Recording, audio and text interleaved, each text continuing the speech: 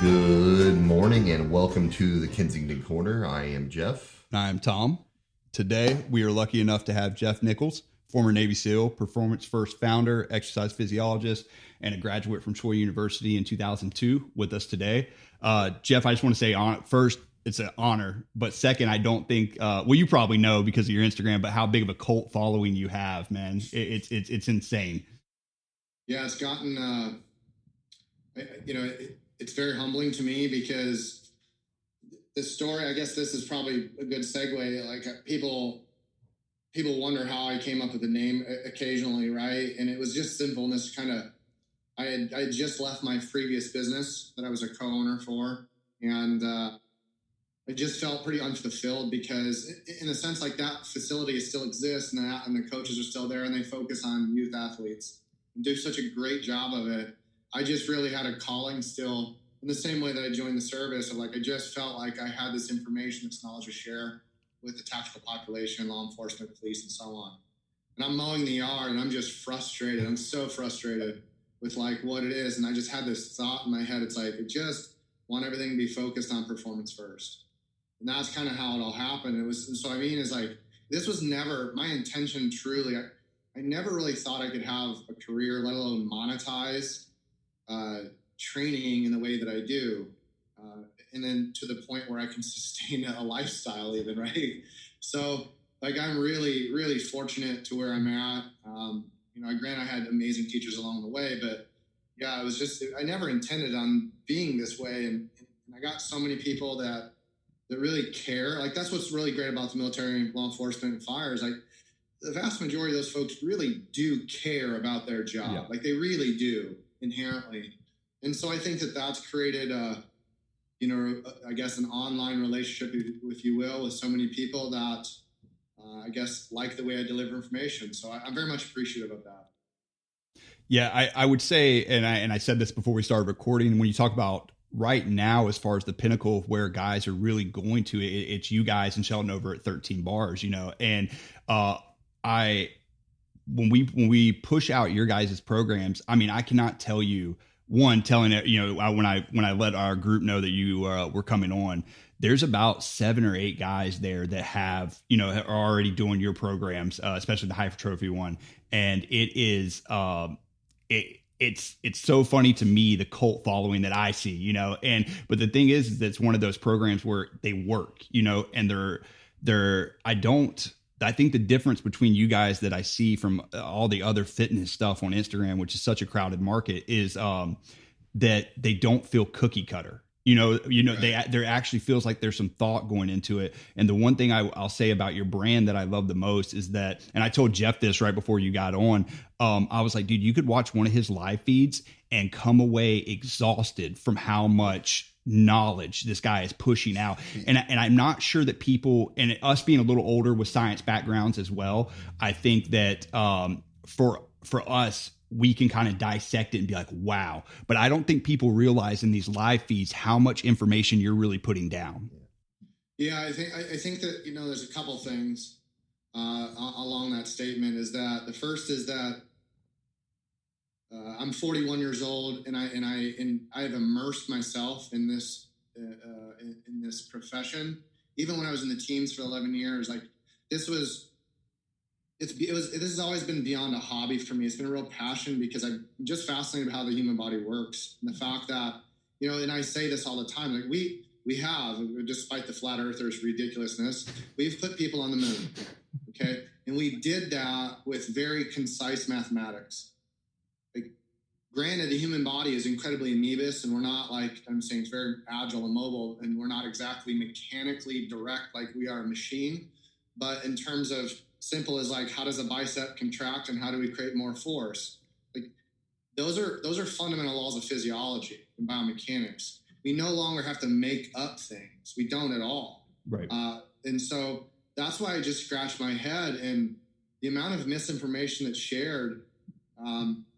Let me rephrase it. The amount of quality information that good coaches and trainers will disseminate, whether it's social media or in person, is really overshadowed by the lack of real truthful information it is being disseminated. I mean, so, That's the point, is like I'm good at facts. And the reason why is because 100% of my programs are derived from biomechanics and physics. Right.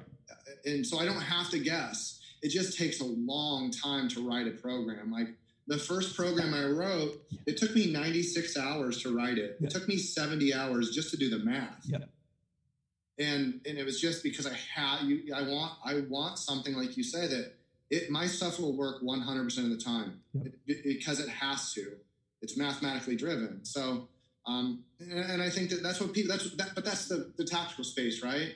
Where you're dealing with explosives, you're dealing with skydiving, you're dealing with tactics, you're dealing with precision. And that community really demands and deserves precision. So I felt like I owed it to them to give something that they themselves then could invest some knowledge into, right? They could look at it, and if they wanted to do the math, they could.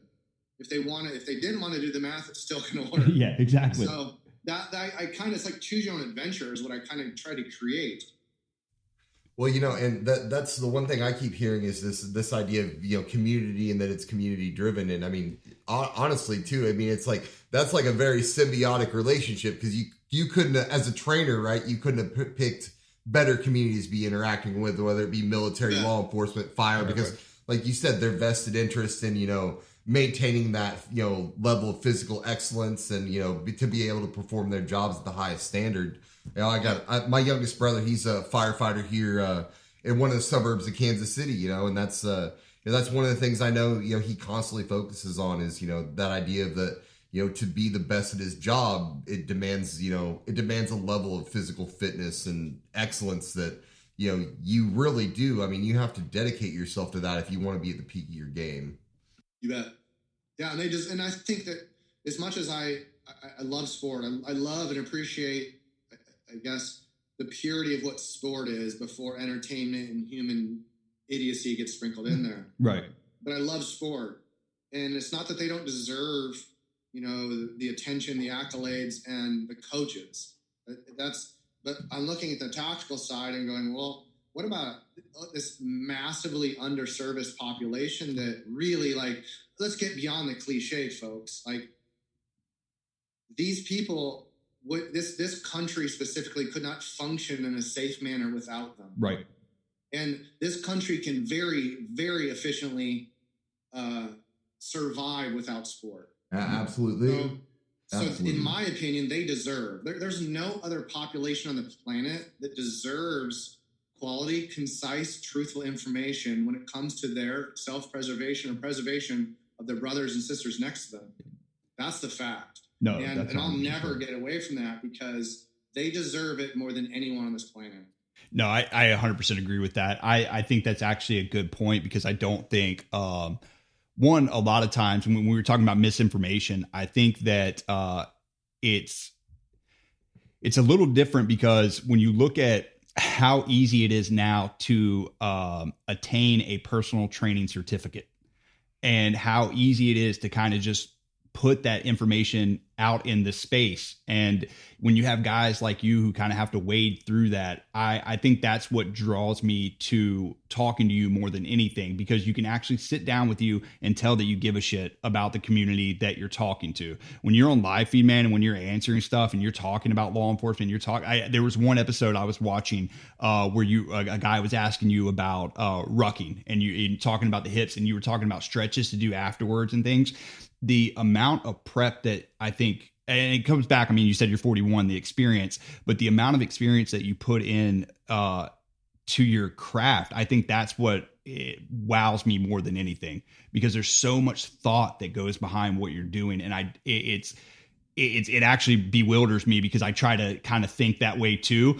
But the amount of preparation and stuff that goes into your programs, I think that it's fascinating. Yeah, I think I kind of, you sometimes can bite off more than you can chew. And because and then what I mean by that is that, like, I feel like I can concisely articulate what I'm trying to do, right? Especially when I have a client in person. Like, that's real thorough. So how do I take that thoroughness and put it in a PDF and guide people? So it's like, okay, then now there's a big gap. There's a really big gap in information.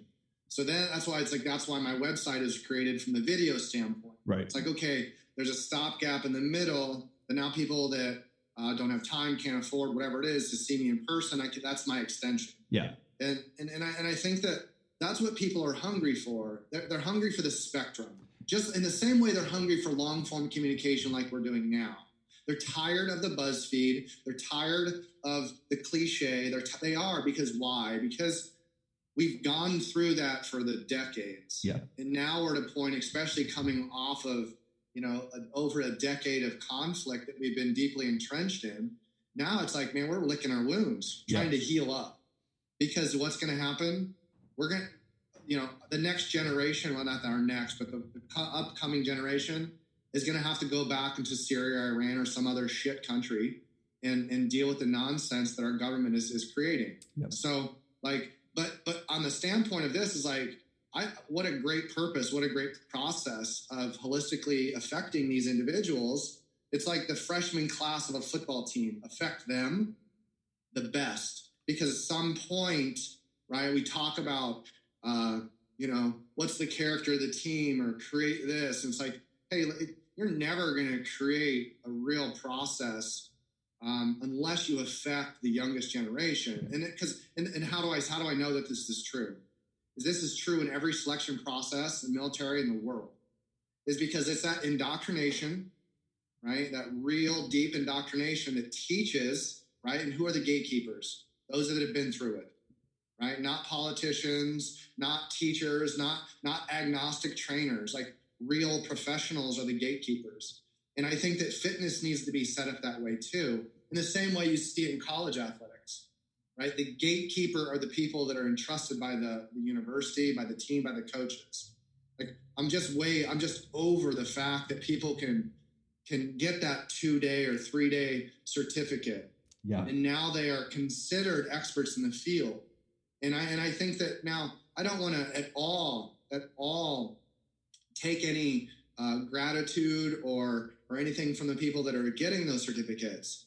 But understand that the years and the months and the hours it takes to hone that knowledge is far better than just saying, hey, I've got my certificate. Now I can just dispel this information because of some certificate. Well, it's kind of like the idea, if you were having surgery, do you want somebody who's got an EMT certificate or somebody who's been a surgeon for 20 years? It's like, because you're right. The idea of not only the spectrum of expertise there, but you were talking about just the spectrum of the process. Yeah. There's so much, I think first of all, a huge part of the problem is, right, there's so much bad information out there. Yeah. And then what the other part that you alluded to is there's a lot of good information out there, but so much of it just gets lost in translation. And so I find that very fascinating. Well, and Jeff, hitting off also what you were saying, man, is that I don't think people realize how complex biomechanics are. Just the course itself, just actually learn. I don't think people realize that kinesiology, talking about, any type of mam phys whatsoever. I don't think people realize how complex these sciences are. And I think that's also something else that gets overlooked a lot, is that people don't realize the amount of work that actually goes into doing these things. Yeah. And I guess I think that's one of those things that it's the tactical population that you and I were raised in, we'll call it that. Yeah. It has shown us this really amazing process. That is why the SEAL teams, special forces and the Army side, whatever, take any special forces population in the United States. If we really think about that, you can even go FBI or TT. You could probably even argue boot camp. People's oh, why are these units so good? Why are they so capable? Why are they so strategic? It is the process that creates or almost guarantees the outcome. Yeah. And so if we recreate a process with its primary goal is to make someone their performance optimized, really engage with them and really make sure they have a plan and a process, what happens at the end of that process? You get exactly what you're looking for. Yeah. You're getting an extremely capable human being that's not only expressed the ability of hard work, they've expressed their capacity to focus, they've expressed their capacity to endure, and they've expressed their capacity to learn something that was a challenge. And so that is the special forces population. It's all those things. Mm-hmm. So if you just take the way that we learn how to skydive, shoot, or build demo, for example, any of those things, anything, right? Or create a manifest, do a trip, be a trip lead. Like, it's a real process. And I think that that's the big difference is the military population, law enforcement, firefighters are used to a process. Right. And they're willing to go through it to achieve that. Whereas a lot of civilians are unfamiliar with that depth of process. And so that's why I think that's what you get. Like my programs, I get a lot of civilians that are in a civilian or in a population that they are used to a process or they crave it for whatever reason, right? So like anyone asks you, it's like, why did you join the military? And they're like, well, I just felt like I should. Yeah, but why? And you start keep asking that why. Eventually you're just like, man, I was compelled to. It was a deep down feeling that I just felt like I needed to do. Why? Because of God, because of whatever reason you have. Okay? Right. And I think that that's what training is. Training can complement that because from a subconscious standpoint, not just an overt physical state, from a subconscious standpoint, it's the way that we sharpen that blade, right? We like for those of us that serve, you're a sword, but there's a big difference in the blade, right? And that's the process, and that's the SEAL teams, that's the Special Forces, that's the Green Berets. That's what it is, right? It's putting like an absolute edge on that blade because why? It has a purpose, and that purpose is forged in the process. Not just someone's idea, not someone's certificate. And so what I want to do is take that amazing process that we grew up in and creating training programs that are familiar to that. You know, and if it doesn't work, what do? We make change and try something else. Not just like, oh, it didn't work, jump off the ship and go try someone else. Right. Make a process. It's kind of it's a process of both evolution and preservation, though. And that's what's really fascinating about the whole. That's what's really fascinating about the whole idea, just in general. And I love that analogy. By the way, that's fabulous. Yeah, they are one and the same when you're in the process. Yeah. When you're in the process, it's cathartic. It's not only cathartic, but it like when someone goes, "Hey, when you go to a selection process, oh, you made it through. How did you make it through?" You're like, "Well, I followed the process that Bud set forth for me. Right. But I got physically prepared to handle that." Yeah. And I have to understand that that's the difference too, is if you approach it from a standpoint of fitness, you're probably going to fail. Yeah. Because the point is all these selection processes, Ranger School, Buds, whatever it is, those are deselection processes that you have to prepare yourself for physically and mentally. I don't deal with the mental side directly. Right? Certainly I can sprinkle some wisdom and some things on it, but I want to make sure, I want to almost guarantee my successful venture through that physicality. Yeah. Oh, I can do that. Absolutely. That's what we can do. That is what we can guarantee. Machines can absolutely take us to the moon. Right. But can we find the people that are going to do it? Right. That's the question. No, it is. We can get people through Buds. We just got to find them and prepare them. I think you're right as far as I would say that a lot of people do show up to selection processes in shape. I think that the fascinating part about that, and when we're talking about the mental aspect of everything, is that, you know, you see Olympic athletes show up to Buds and drown out in 48 hours. You know, it's just that's the type of mindset. What I think we talk about hardwired for the type of people that select your programs. Jeff and I were speaking on this earlier this morning, just in casual conversation about how he was talking to somebody that was having like a hard time, like getting up at 8 a.m. And we were kind of like, we were laughing. We were like, oh, okay. But it's just, it's a different, it's the way, one, you're wired as a human being, but two, it's a different philosophy that I think comes from how you live your life. Really, it's really how you think about yourself. And a lot of these selection processes, you're right, they're a deselection, man. A lot of them are really based on average guys just doing somewhat extraordinary things. If you even want to call it extraordinary, I don't even know if you. Right. Yeah. And that's the thing is like, I think that, you know, like this is a perfect example. people that are prepping for selection course that are able to hear this conversation can actually really start like internalizing that they are really in control if they get into a good process. And I think that is like, when you ask anyone that's gone through a selection process, they're like, well, no, I just prepared for it, and that's what I was going to do. It wasn't a voluntary thing. And the reason why it wasn't a voluntary thing is because you made it a physical verse. Like, it was like, okay, once I can control the physical side of it and prepare myself, now I'm in a position to learn. Right. Because if you're like, oh my God, I'm worried, I don't know if I can make this run. I'm just worried. I can't. You're sitting in class in dive physics. Yeah. Right. In second phase, you're like, no, you need to pay attention to dive physics. Yeah. The run should have already taken care of itself before he showed up buds. Yeah. I was just talking to a guy last night who's about 6 months out from buds, and he was saying something about his mile time, and I'm not sure what the Navy calls their. It's like P something. PST. Yeah. And he was talking about his PST times, and I said, dude, you got 6 months, one, to prepare. Here's some programs you can go look at, some run programs you can go look at, but. Two, man, if you're heading into a bud selection and the only thing that you're worried about on your mind is, am I going to make this run time? You're already kind of failing yourself, man, at that point. And then, and his next comment after that was something along the lines like, man, I don't know if I'm going to be able to keep up with these 5 minute, 6 minute mile guys. And I said, why are you worried about who's running a 5 or 6? What does that have to do with anything you're prepping for right now, man? Right. It has nothing to do. If you're going to a selection process and the first thing you're thinking about on a ruck, a swim, or a run is, am I going to be able to keep up with the fastest guy? The answer is probably going to be no. And there's no reason to even to daydream about that at this point. Yeah.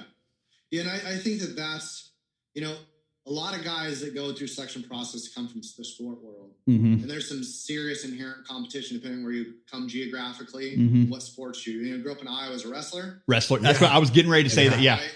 That's where I grew up, so it's like, okay, I understood that mentality to a great degree. Like my high school had won 7 straight state titles in wrestling. They ranked number 1 in the country in 1993. Right. There's always someone in my high school that's wrestling for the University of Iowa, it seems like. But so I say that only for this, is I was certain that, like, pick a sport, that I could get physically ready. Right. Skill is something that's developed.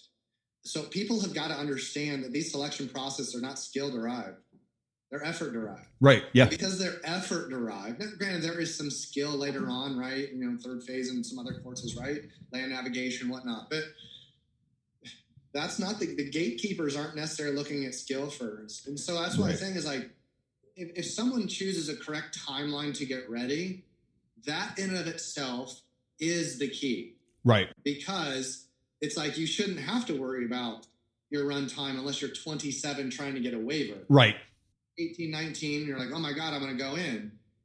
If you prepare for a year and a half, starting at 18, 19 years old, the likelihood of you getting through is just like, I don't know exactly what the percentages are, but the failure rate at buds, for example, for an 18-year-old is somewhere around 97, 98%. Right.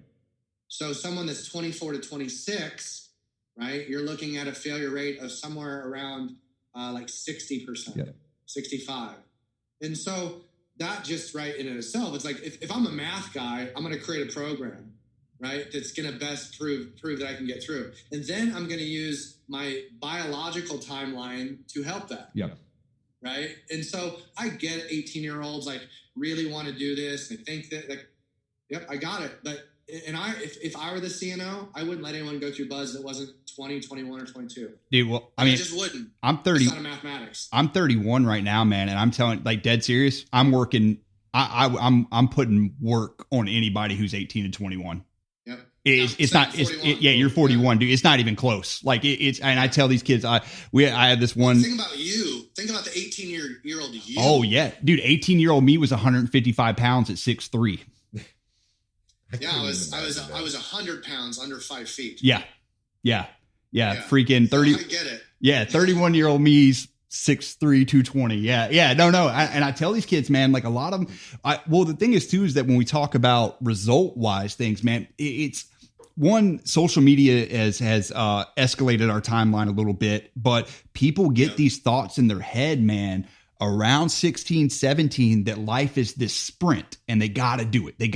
And they don't there's no pace. There's no plan put for, it's a marathon, man. Jeff and I talk about it all the time. Like, Jeff's just turned 34 and I'll be 32 in July. And we talk about it all the time. Like, dude, like we've changed a lot in the last 10 years, but at the same time, man, we're still so young. Like, like I feel better in so many ways at 41 than I ever did at 21 and 31. Like, I feel way better in every way.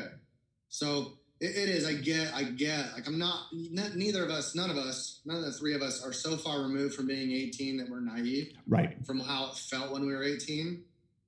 But that's the thing is, this is the reoccurring cycle, trying to reassure that younger generation, 18, 19-year-old kids that, like, what they're doing, the process they're following is the most valuable thing.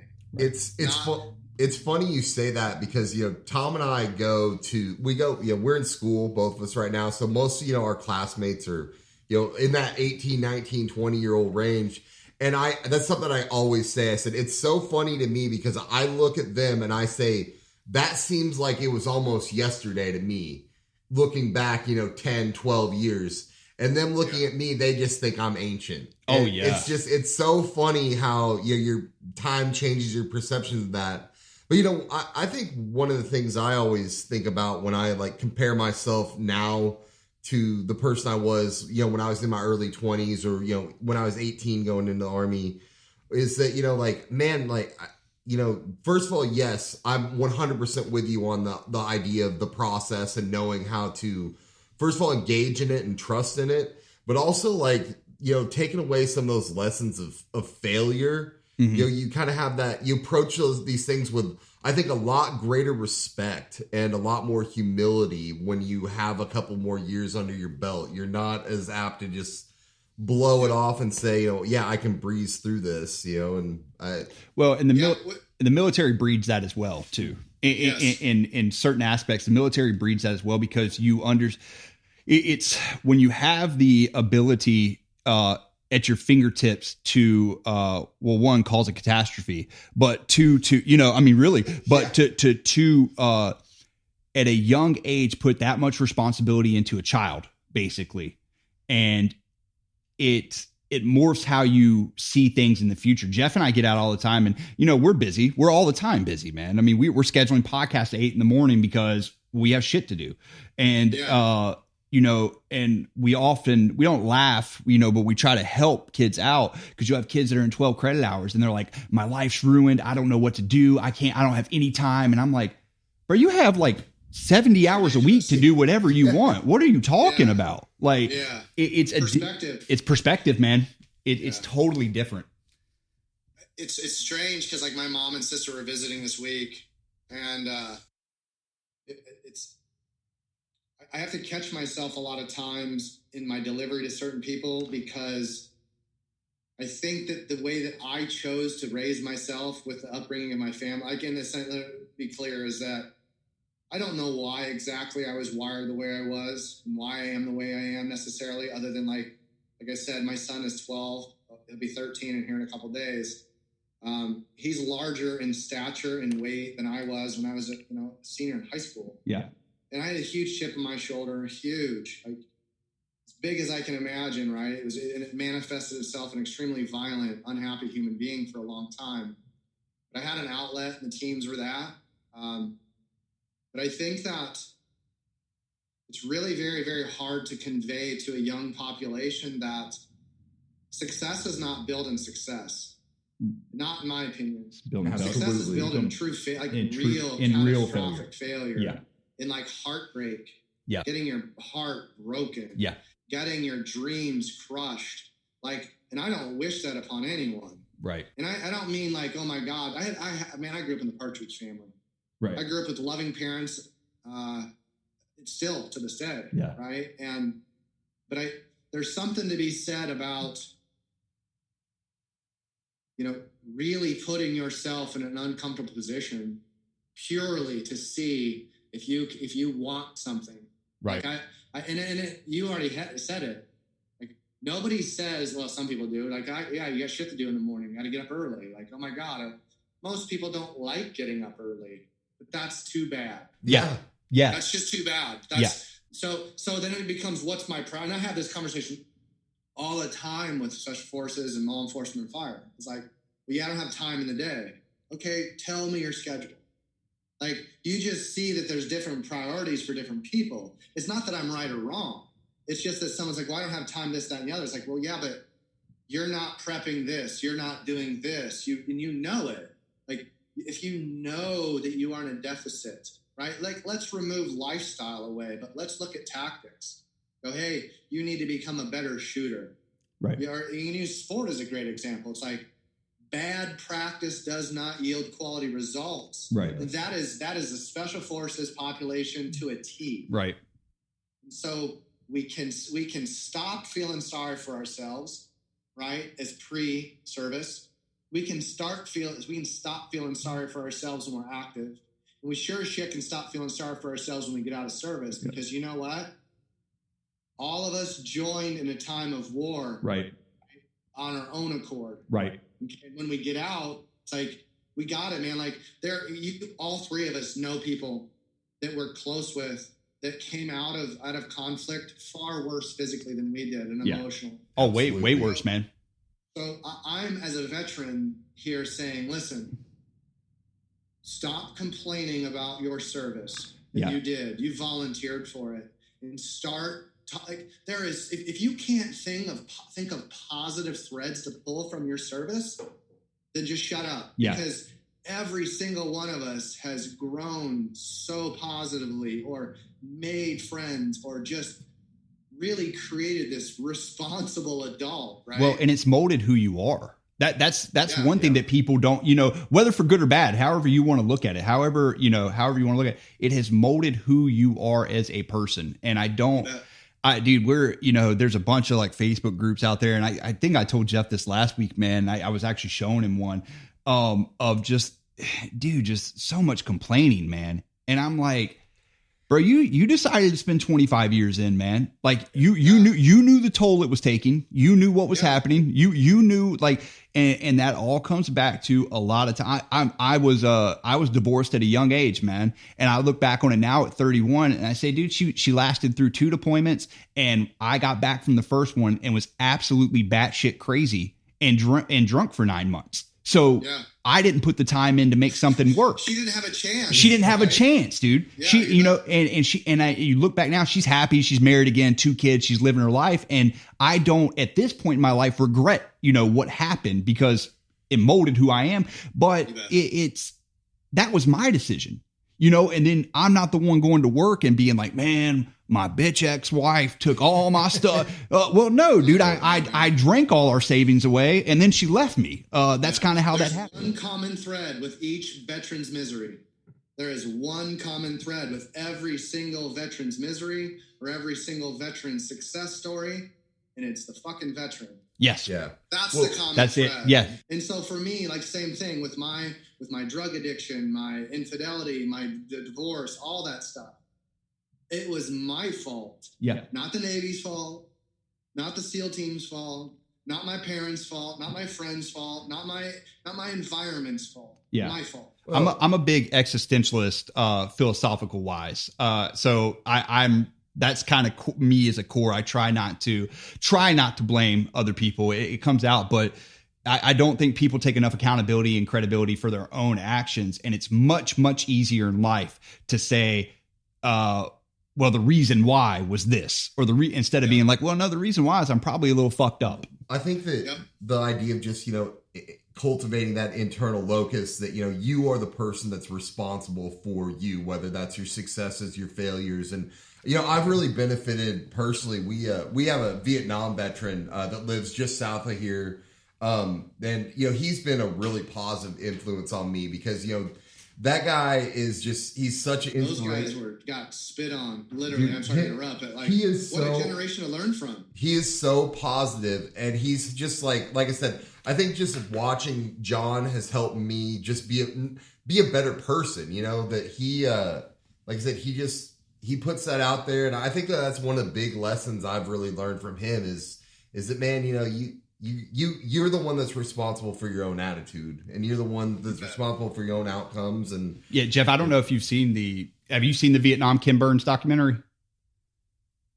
No, but I've seen baseball and the Civil War. I've not seen. I bet it's amazing. It is, and that the guy we're talking about, John Musgrave, was a Marine who got shot 3 times in Vietnam, and he was like basically the spotlight in the Ken Burns documentary. Gotcha, and then we I'll definitely watch it. Yeah, and then come to find out he lives 20 miles south of us. Yeah, and I mean he's a fantastically interesting man. I mean. He came back and was really involved in the anti-war movement here in the area of Kansas that we're in, and like I said, and just his perspective on life, and especially just considering everything he's been through is it's absolutely phenomenal. And he's just, like I said, he's one of those people I think everybody can learn something from, and I know he's taught me a lot. Yeah, and that's the point for us as veterans, right? Like. Yeah. It's the process, even the process of learning. It doesn't end. Like, 'cause it's like, we're talking about, hey, create training programs, a great process that complement the process of selection. And when you get out, now what do we have? We got either you're going to complain or you have a process that enriches yours and other people's lives. Absolutely. That's what it's like, I'm trying to catch that freshman class because yes, I'm talking training. I'm talking personal responsibility, that accountability that is demanded in the teams. And then the extension is family life. It's right. Great. It's a much bigger picture than training. But again, my pedestal, my pulpit is the weight room. Yeah. Well, and if you can get that down, though, you know what I'm saying? If you can lock down your physical fitness, you can lock down these programs, and completing one. Your programs are not easy, man. I mean, they're not. They're not easy programs, dude. They're fucking hard. And yeah, of course. Yeah, and even the SFAS and Tom the Buzz was telling me about it, I was like, Jesus Christ. Yeah, they're hard programs, man. And you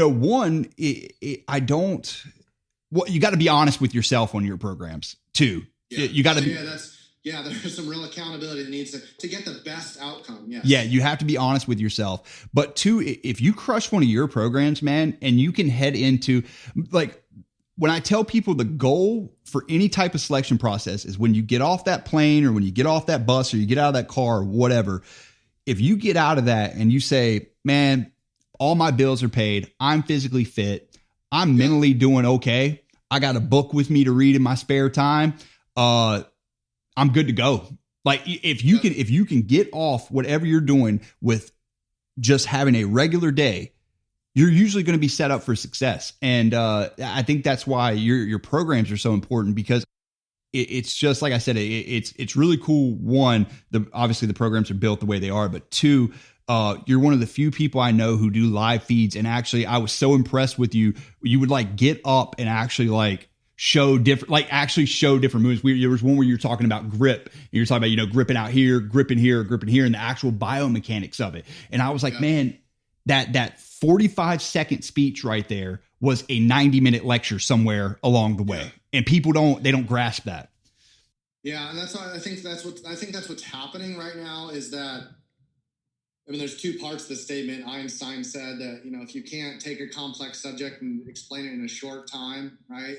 But then there's much more to that explains it's just not that simple. But the point is that with a real understanding of something, like, because people ask, like, how can I audit someone's knowledge, whether it's a PT, a PA, an athletic trainer, a strength coach, and there's nothing I can really say because it's basically an interrogation at that point. Yeah. I don't mean that, but there's some questions that need to be asked to validate someone's knowledge base. And I think that's what my primary goal is. My primary goal is to not oversimplify, but put it in a context that people can actually learn. Yeah. And that's why I say, like, I'm Instagram Live or whatever it is. Like, as far as I'm concerned, that's a classroom. And I want people to approach it that way. Like, I'm not a personality. Certainly a lot of people do emulate. That's not my intent in what I do. I appreciate it. It's very flattering and humbling. But the best thing I can offer this world is knowledge. And it's the knowledge that's been given to me by people that really cared for me and cared about me and cared enough about me to give me, to help me, to share with me. We are, at the end of the day, like whether we're parents or we're whatever, we're teachers. Like we're teaching our kids, we're teaching our friends. We are an example. And that's the thing too, is no one's asking anyone to be an angel, right? Metaphorically, I guess. Is that, but damn, like what a weird world we live in when we change our mind because we've made wrong. We're called a hypocrite. Like, no, I changed my mind because I admit I was wrong. Right. And I've got to evolve as a person, you know? And I think that that's what it is there's some really simple things, biomechanics. I say simple, but there's truths. There's absolute truths. Okay. And I'm trying to share those truths in a way that people can go, like, let me think about that and let me apply it. Oh yeah. And that's my big goal, is to apply these things so people can, or teach them so people can apply them. Yeah, man. I completely agree. I think that, I mean, one, breaking it down, that the whole KISS method, you know, keeping it simple, stupid. I don't know that I fully agree with that portion, you know, that word, but the actual just telling it like it is. I appreciate your live feed so much. I can't even, you know, find the words actually. It's just that dude, I'm telling you, that's the future. I think you're right. Like, I actually like the analogy of turning live feed into classroom. And Jeff and I, that's kind of how we do the podcast. We don't, like, I try to tell people, man, like, we don't make like any financial gains really off this. We don't do it for any type of clout. Like, Jeff's barely on fucking social media. We actually cared, man. We would get together at like 5 a.m. and have coffee and start talking about stuff, usually war history or books or something like that, some kind of philosophy. And, it molded into this, man.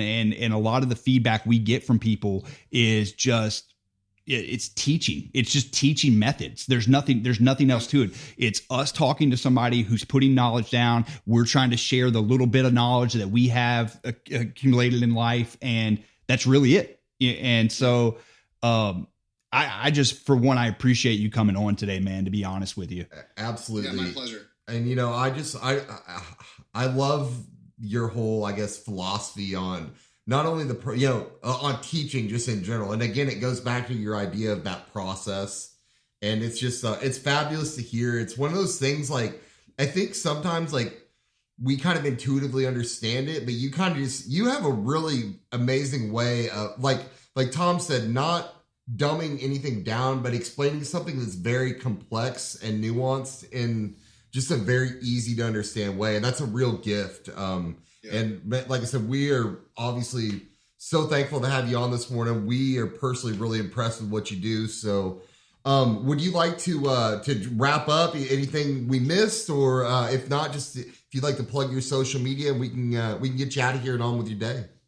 Yeah, no, I'll kind of, first of all, thank you both also, because I think that, whether the population that we impact is small or large, there is an impact positively. Right. I think that that's the focus. You know, it's, it's like they say, oh, you're an overnight success. Like, yeah, I've been doing this for almost 25 years. Yeah, I was going, well, overnight success, but you graduated in 2002, you know, and it's So, and even before that, I was just like a full nerd, right? Physiology. But point is you're right. And I think that is something that keeps me semi-grounded at times. Yeah. Like, my better half, Catherine, does a much better job of keeping my ego deflated, which is super important to me. It really is. Because you can't always make it about yourself, even if you are the example, right? Somebody else has got to come in and you got to share. Right. You have to. So, in that regard too, it comes to the population of people that may or may not be listening. I don't believe in coincidence, and I don't believe that failure comes without real reward. And that reward is never on the short side. Like, it never comes, the real reward never comes in that front side of that timeline. And, I really am hopeful for my future in helping people. But that's not because I have this concise, like, I've got to achieve a goal. Right. Just know that the process that I'm enveloped in, this isn't just about me. The process I know that I'm working within is correct. Right. And that it's the same thing of, like, when I prep for buds, how did I know I had the confidence? Because I know I prepared for it. Right. I know that the people that are taking on the information are better off for it. Not because I say so, but because the fundamental laws of physiology and physics dictate that they do. And that's why I'm so very confident in what I do. And that's why I don't get nervous speaking in front of a crowd. Right. Because I don't tell stories. Right. I speak in as close as I can to factual information. I'm just sharing information. That's it. I'm not telling stories. Right. So, not reinventing the wheel here. No. I'm just trying to kind of shed a little light on it. Yeah. Put some new tires on it. You bet. Yeah. So yeah, as far as my social media, Jeff CSCS. My website is performancefirst.us.com. That's where the programs sit and reside in the videos. Oh, Jeff, yeah, man. Before you go, talk about the launch of the website, man. I totally admitted that. Because that's fine. Like, it's again, that's why it's not about the business. Yeah, man. Yeah, it isn't. But that's the avenue, okay? Right? So that's the livelihood. But yeah, we have created.